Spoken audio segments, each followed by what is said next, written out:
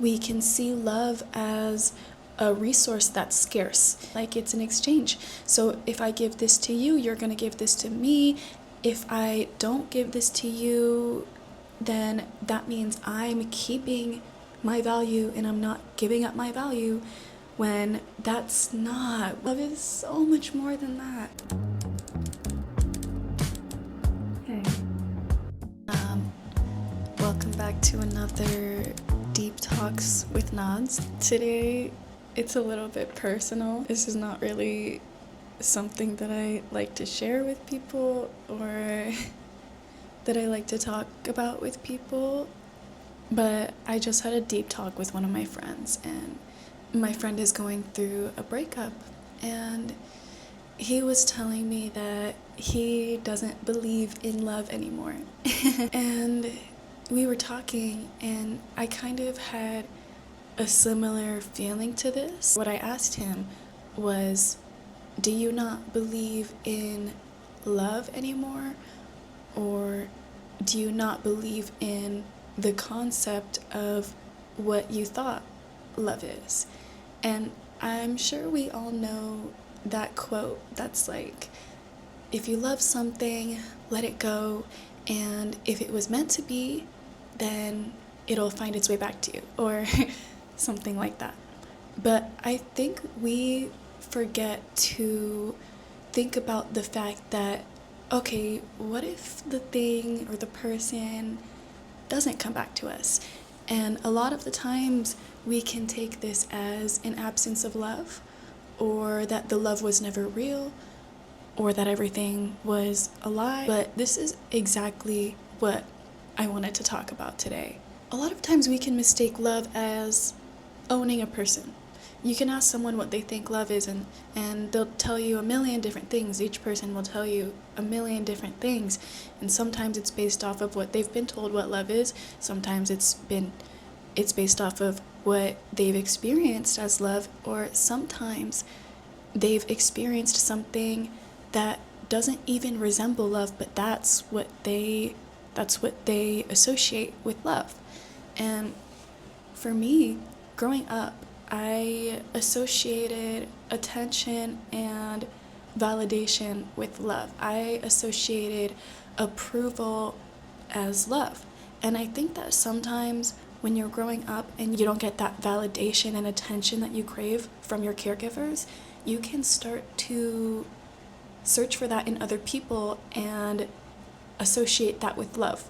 Even though, we'll get into it later on in the video, but even though that's not actually the purest form of love. From my perspective, and this is all coming from my own perspective and my own experiences with love, and I'm still learning and growing just like everyone else, but my perspective on love now is that there's love in everything. Sometimes when you let go of what it is that you believe love is, it actually allows you to experience more of it. And because I associated validation and attention with love, and when I wasn't getting that validation and I wasn't getting that attention, then my brain saw that as me not getting love and me not fully being loved by that person. Or if someone did something to betray me, or if they did something to hurt me, whether they intentionally wanted to or not, I saw everything before that as, okay, the love was fake. The love wasn't actually there. But a lot of the times when we associate validation and attention with love, or we associate these illusions of love with what love is, what love actually is, it can get really tricky because we are searching for this feeling of home, and sometimes that feeling of home is something that's so familiar and it's something that feels so good, but it's not actually what makes us happy. Sometimes when your nervous system is calibrated to constantly craving love, constantly having to guess and trying to prove that you're good enough for love, that's what you're comfortable with. And I grew up with an emotionally unavailable, hard-working mom who I'm so grateful for, And I also grew up with a emotionally reactive, explosive, unstable father. And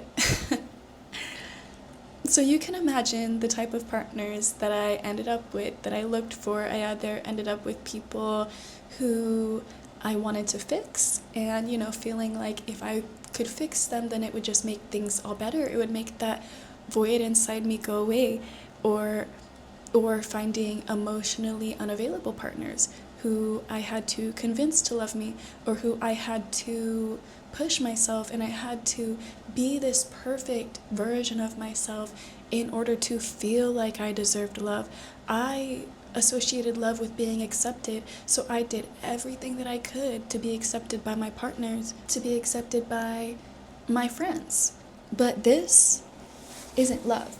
And if you see me looking down, it's because I'm looking at my journal. I wrote a pretty substantial amount of what I wanted to talk about, and I want to make sure that I actually cover everything. So growing up, I never had I'm grateful for my childhood. I really am. But there wasn't really one home that I lived in for long term. So going into my adulthood, I feel more comfortable when I'm moving around. I feel more comfortable when I'm constantly in new places.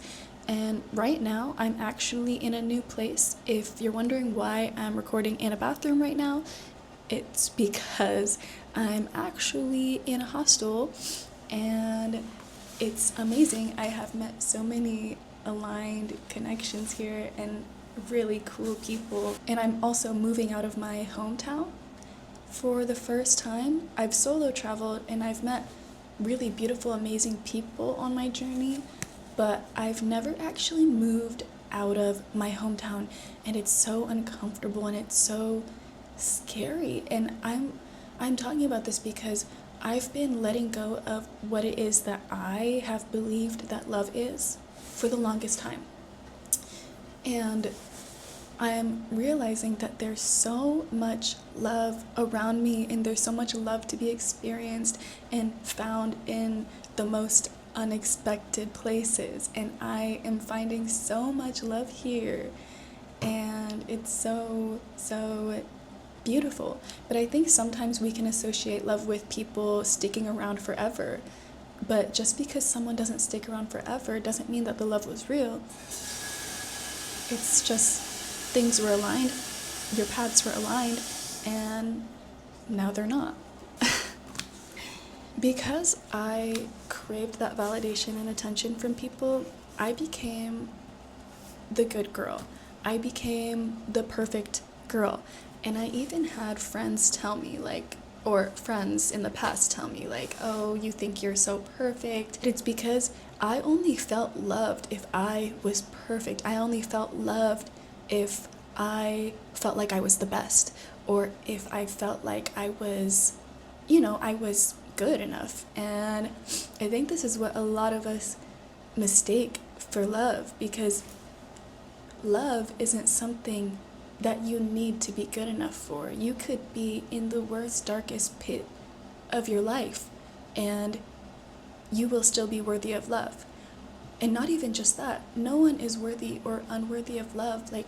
We are all love. We are all from love. And there's nothing that you can do to make yourself unworthy of love. Because I tried to embody this certain image of myself, that I was perfect and that I was good and that I was good enough and I would do everything to make the people around me happy, I ended up getting stuck in connections where I needed to be that version of myself in order to sustain those people. And when I got exhausted and tired and burnt out of that, like one naturally would, I started to notice certain connections fall out of my life. And I also noticed certain connections that would stay in my life. I craved that feeling of being chosen, of being picked, of being good enough to be chosen. And I think that a lot of people experience that, especially with what society tells us about if if we do this, then we're good enough for a partner. If we do this, then we're good enough for friends, and or we're cool enough, and all of these things. But I think when I had this misconstrued idea of what love was, I wanted someone. I wanted to have someone, and have someone that was just mine, someone that was just my best friend, someone that was just my partner. But owning someone, having someone, is not love. That's ownership. You could have someone and you could not love them with pure intentions. And someone could be giving you attention and they could be giving you validation, and they could still not be loving you with pure intentions. I had these illusions of what I thought love was, and I craved this idea of love and this idea of what I thought love was. I was actually blocking myself off from the purest form of love, from love and the experience of love in all of its wholeness and all of its essence. I was distracting myself from giving that attention and validation to myself by using other people and performing for other people to give me that attention and that validation, and that was not love. That wasn't me loving purely with pure intentions. I was loving out of the intention of getting something in return. That is a transaction. When you're loving someone purely and you're loving someone with the full intention to just love them, you're not thinking, oh, if I do this thing for this person, are they going to reciprocate it? You're not thinking, okay, if I love this person, are they going to love me back? When you are doing things and you are loving someone out of the intention of wanting something in return, that is impure intentions. And we're humans. We're not perfect. We're bound to feel this way. Most of us were born in environments where we are operating out of a place of fear, where we're operating out of a place of lack, a lack of resources, a lack of love. And when we're operating out of this place, we can see love as a resource that's scarce, and we can start treating love like money. We can start treating it like it's an exchange. So if I give this to you, you're going to give this to me. If I don't give this to you, then that means I'm keeping my value and I'm not giving up my value, when that's not what love is. Love is so much more than that. But when we're operating out of a place of grief, of shame, of fear, of feeling like we aren't worthy of love, sometimes we think that we need to be someone else in order to deserve that love.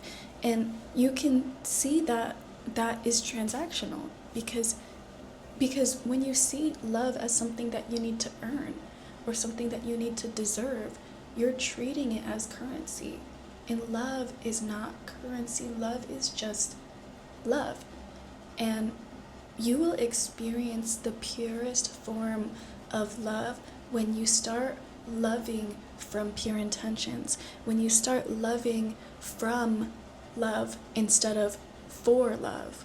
But even when we are operating out of a place of fear and a place of lack and shame, I think there is still love in that. It might not be pure love, but all of that still has love in that.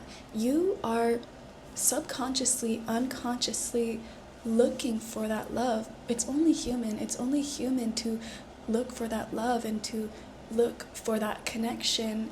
And, at the end of the day, we just want love. As much as we try to tell ourselves we don't want it and we're okay with that, we want love. But when you're in a place of wanting love and you're in a place of yearning love, and you don't want to tell people how you feel, and you don't want to love people because you're afraid that they're not going to love you back, that's us treating it as a currency again, and that's us perceiving it as something that that is scarce and not something that's all around us, not something that's inside of us.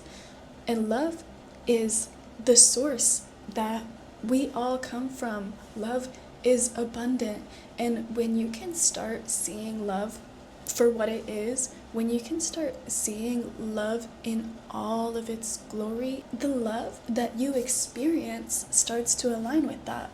When you start loving people out of love and you start loving people from love, the love and the people that you attract also love in that way too. And sometimes the most loving thing that you can do is to let go, to surrender, to let go of how that person perceives you, to let go of control of the outcome of how this relationship is going to turn out, or this friendship, or just this connection in general, or to let go of control of if they love you back or not, or if you can make them love you back.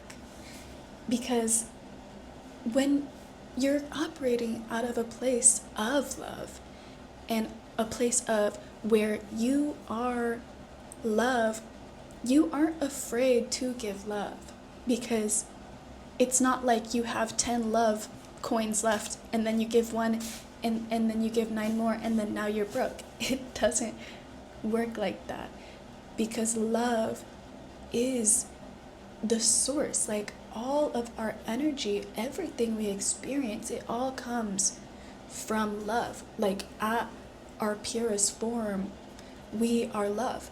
And when we can let go of the control and we can let go of the idea of what we think love is, we actually start to experience more of love, because we start to see love in the everyday things. We start to see love in the trees. We start to see love in the way that they make oxygen for us. We see love in the tragedies, in the way that people come together and communities come together, in the way where your roommate offers you a Pop-Tart, or you meet a stranger at the bar and they're sharing their life story with you, and you never see them again. And just because those things might be temporary, maybe you're only roommates with someone for a few months, or you're sleeping in the same room as them in a hostel for a week, and you share that love with that person, you share your love, you share your essence with them, just because maybe after this week you guys won't be as close as you were when you guys were living in the same dorm, it doesn't mean that the love wasn't there. It doesn't mean that there wasn't love that you exchanged just because you never see them again, you know? And as much as I wanted to be love, I didn't understand what pure, true love felt like when I saw love as something to be exchanged. I was so clouded with illusions of what I thought love was that I kept trying to recreate those things, and I was blocking myself from experiencing love fully. When you're operating out of a place of doing things for love, out of a place of lack, out of a fear of not being loved, the people and the love that you align with will be aligned with that. It's going to be other people who are afraid of not receiving that love, and so the love is going to be more transactional. Whereas if you're operating out of a place from love, and you're operating out of a place from abundance of infinite love, which we all are at our core, it's just whether or not you have pure intentions or if you have clouded intentions. But when you're operating out of pure intentions and out of pure love, the love that you experience is endless. The people that you can come across your path and the love that you can share, the strangers that you meet, and the people who are here to stick around for a long time, the possibilities are endless. And at the end of the day, we're not going to stay in our human form forever. So that's why I just think it's so beautiful to love people when they're in front of you and when you meet them, or even when you think about them when they're far away. Even the people that you never speak to again, you can still love them. You can still love them forever. You might not know who they are today, but there was a certain version of them that you got to see. And there was a certain version of them that you got to see through your eyes specifically. And that is so special. That is so beautiful. And no one is going to be able to experience that person the same way that you did, and vice versa. We're always growing, we're always changing, and that's the beauty of it. You're not worthy of love. You don't deserve love. You are love. You're full of it. There is love in grief, fear, and loss. There is love in learning to love yourself. There is love in learning to love others. There is love in letting someone go. And yeah, don't forget that you're an infinite source of love.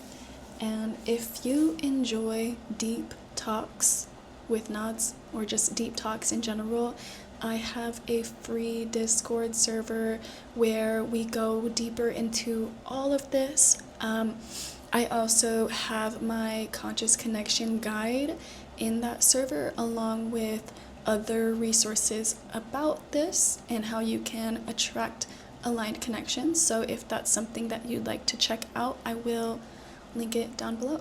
But yeah, catch me later.